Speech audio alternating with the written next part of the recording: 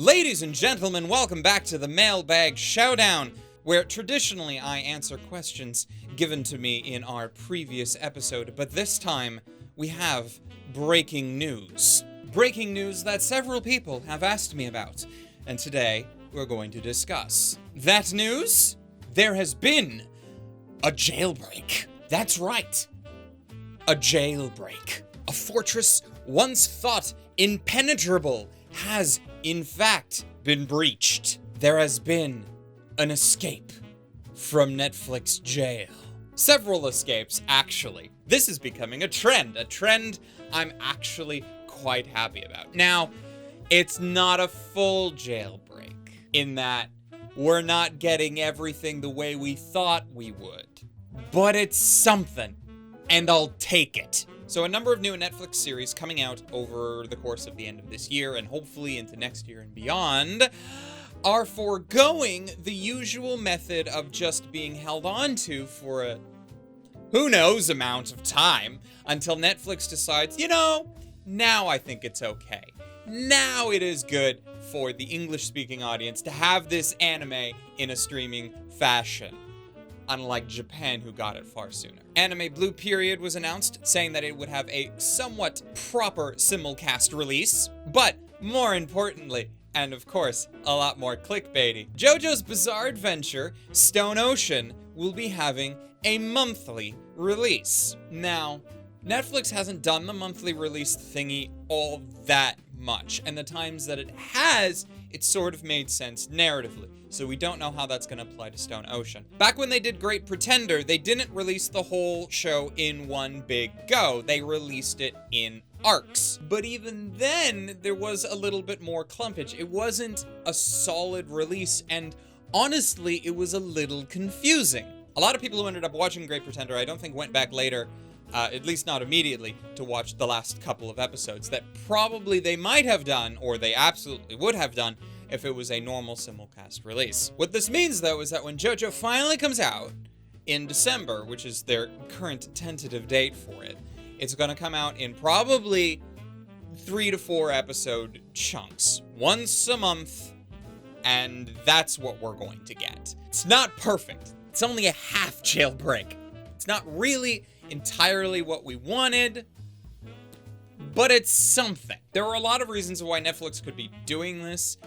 They could be trying to appease people while still holding true to some semblance of their binge model that they oh so enjoy. Because if they waited until the end of Part 6 to release it to English-speaking audiences, they would have lost. There is little point of having JoJo's Bizarre Adventure if you're not going to keep it current. So hopefully this works out for them in some way. Personally, of course, I do hope that this only works out somewhat. I do hope that it works out enough to be like, okay, well, obviously this is better than the binge model, but not as good as the weekly model, which is where we hope they're going to push towards. I don't even know why this is a discussion, but apparently Netflix just wants to be special. Now, as to why Netflix has been doing this, I have a sneaking suspicion it has something to do with another company with a 4-letter word that owns a very large market share currently of the anime streaming market. So we made a video here on Glass Reflection a number of months ago talking about the, at the time, rumored purchase by Sony Entertainment of Crunchyroll. At the time, it was a very big rumor. It was big enough that it was kind of a sure thing. There was just no official announcement. There has since been official announcements. There was a pause on the purchase because the DOJ needed to determine whether or not that Sony was about to have a monopoly. Then apparently the deal went through because they thought it wasn't going to be a monopoly. We're going to get back to that. And a lot of what we have talked about before was all speculation as to how the industry and how anime streaming would be post this. Now, we haven't reached that part yet, so pretty much everything in that video is still legitimate at this time. We don't know how this is going to turn out. We don't know what Sony is going to do with Crunchyroll. We don't know if they're just going to scuttle the whole thing and close it because they have Funimation already. We don't know if they're going to close Funimation instead because maybe based on the data they have, that is going to be the better move as far as keeping a decent amount of streaming subscribers and keeping revenue flowing. Who knows? They have data. that we don't, but there's certain pieces of data that I do have that we need to talk about for a moment. So there was a pause during the purchase and acquisition of Crunchyroll, where the Department of Justice in the United States needed to determine, based on the laws of their country, they needed to determine whether or not Sony was going to have a monopoly. There are certain laws in place in the United States that do their best to stop companies and corporations from owning monopolies in various markets. If you've looked at Disney anytime soon, you realize that they're not the best laws, but apparently they exist. I should probably specify that I'm not a lawyer, nor am I even American. So trying to figure out your laws down there, I'm not the best at this sort of thing. But the deal was allowed to go through, which means that the DOJ, assumedly, determined that Sony buying Crunchyroll did not, in fact, give them a monopoly. Okay, boomer. Cause I don't know what metrics they were using. They were probably using the metric of all streaming services ever, in which case, yeah, sure, giving them Crunchyroll wouldn't give them a monopoly because you still have Netflix, you still have HBO Max, you still have Amazon Prime. There are a lot of different streaming services that aren't necessarily connected through corporations that exist. So for the overall streaming market, no, you don't have a monopoly. However, for the very niche and extremely profitable niche, I might add, of anime streaming, they absolutely have a monopoly now. Here, we've done up a fancy chart. This is the percentage division of all new simulcasted anime in 2021. This only covers the new shows that started airing in this year and what streaming services had them. Now, if you're looking at it very closely, you might see the two biggest sections of this pie. So we're gonna do a little fancy thing called addition, and we're gonna add them together because post this deal, this whole section here is now owned by one company. I don't think it's very hard to see that for new anime being released, that there's a monopoly here. And this is just right now, right? Because you can be all, oh, well, that's just with new anime. What about all past anime? You just gotta think for a moment. You gotta look at all of Crunchyroll's backlog. You gotta look at all of Funimation's backlog, and then you gotta compare it to the amount of anime that is on the other competing services like Netflix and HiDive. Assuming the Japanese licensors don't go, I don't know about this whole Sony thing, and don't give anime licenses to them and instead take money from Netflix or HiDive or whatever maybe new streaming service might pop out of the woodwork, good luck. Assuming that everything stays the same, they're going to continue their backlog until they own even more of a majority stake in all streaming anime ever. Now, there are good parts and bad parts about this. Technically, there was a mini monopoly that existed a number of years ago. A streaming service that still exists, but also had a little bit of news recently. That is called Verve. If you've never heard of Verve, you're obviously not an American, because that's the only place it had ever serviced. But Verve was a combination streaming service that took content from a variety of different places, like Crunchyroll and Rooster Teeth and HiDive, and at one point, Funimation, and put it all into one slightly more expensive service so that you could get all of your content in one place. There was a very brief period of time, a number of years ago, where you had Crunchyroll, where you had Funimation, where you had HiDive, all in one place if you lived in the United States, and it was glorious because it was all there. But that is different from what is going on now, because despite the fact that Verve as a service had all of this content, the content still belonged individually to the companies. There was a give and take there. There was a cooperation that, as far as the consumer was concerned, was great. And then Funimation ducked out of the deal.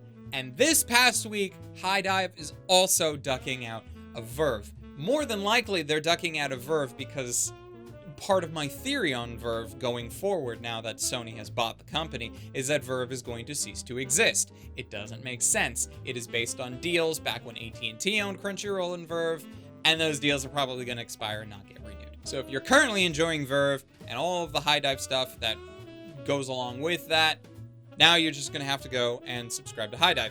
And you'd think that, hey, well, that means that all of Crunchyroll stuff and all of Funimation stuffs are probably gonna eventually just be on one service. And more than likely, yes, that is true.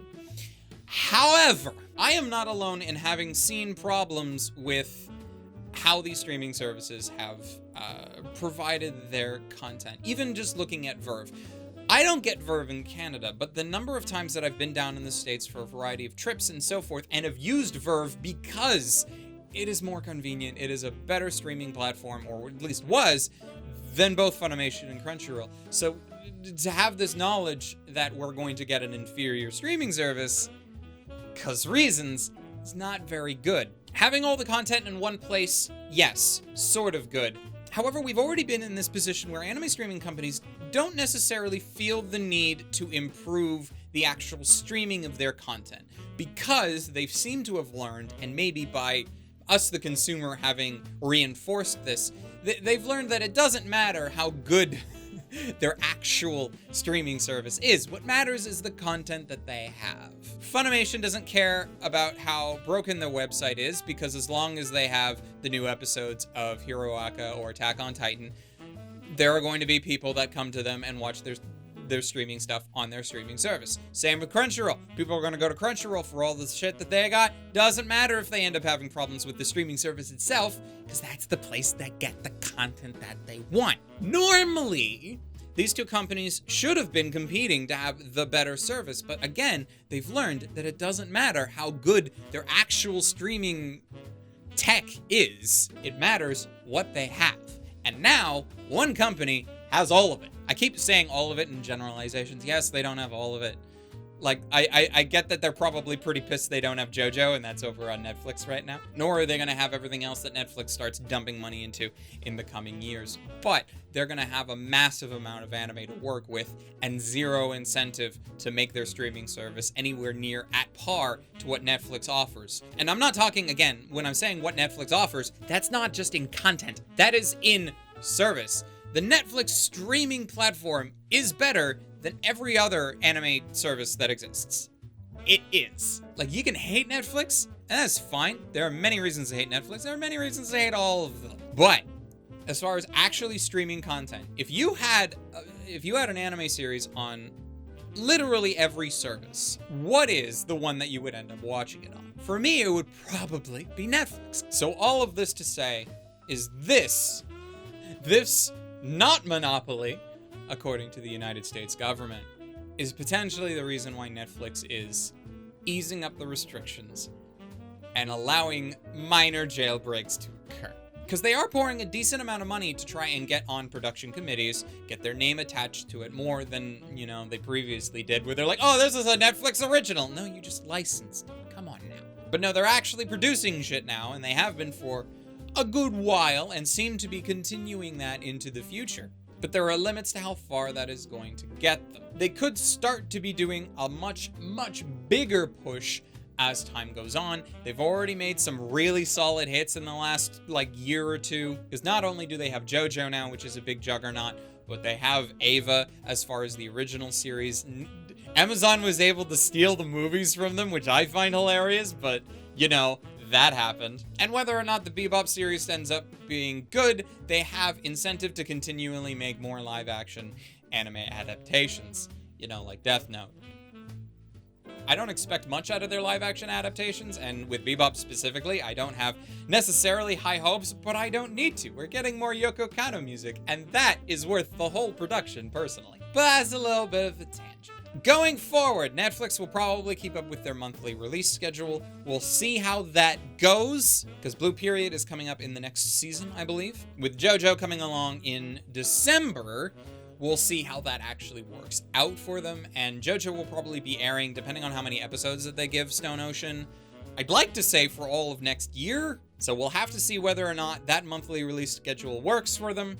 Again, I'm hoping that it's only going to work slightly, just enough to show them, yes, that's better than their old model, but not as good as the model that they should be adopting. I'm going to keep an eye on the Crunchyroll thing, too. I'm really sort of worried how that's going to shake things up. Again, we haven't reached the point where most of my predictions have either come true or not, but it'll be really interesting if in the next year or so either Crunchyroll or Funimation no longer exists from a brand perspective, because there's a very good chance that Sony's not going to leave both of them competing with one another. That doesn't make sense to them. So where all of that resources, all of those licenses, all of that streaming tech, where all of that's going to go, that's still up in the air.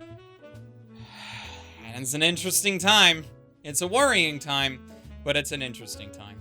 So that'll be it for the video today, as I have to go back now and start working on the other video. I have something that I've been working on for the last little bit, off and on, and I'm going to start working on it a bit more. Hopefully, you guys will be able to see it in the next coming weeks. I'm looking forward to allowing it to actually exist outside of my head for once, and we'll see how it's gonna go. Look forward to that. And of course, a very big thank you to all of my patrons who allow me to continue to do what I do. I love and appreciate all of you. Specifically though, as I like to do, I want to give particular shout outs to patrons Hector Montemayor, Ryfen Bonaparte, Omar Showman, Siri Yamako, and Wago221. Thank you guys for being so amazingly awesome. And until next time, until we speak again, in whatever form that might look like, watch more anime and stay frosty.